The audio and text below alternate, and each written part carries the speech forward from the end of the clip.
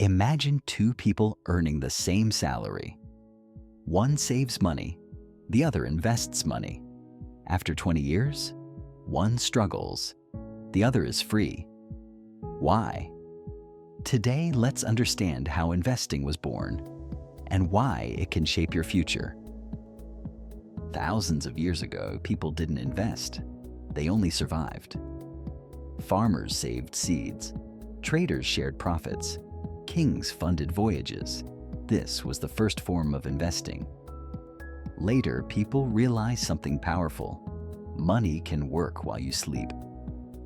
That idea gave birth to businesses, trade routes, and markets. At first, investing was only for kings and the rich. Common people believed, save money, don't take risk. But over time, people saw businesses grow. Factories, companies, stocks. Slowly, investing moved from the rich to everyone. Yet even today, many people are still afraid to start. Saving protects your money. It keeps it safe. But investing does something more powerful. It helps your money grow. Over time, prices rise. This is called inflation.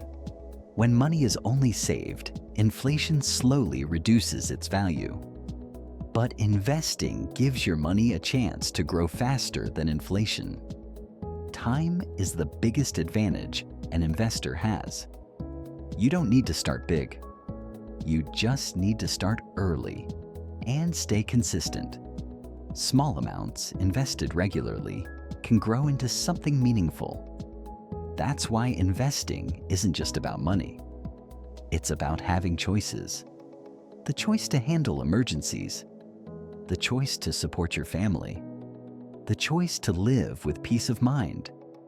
And those choices shape your future. Investing is not about getting rich fast. It's about building a strong future, slowly. It doesn't matter how much you earn. It doesn't matter what your current worth is. You can invest a little, or you can invest a lot.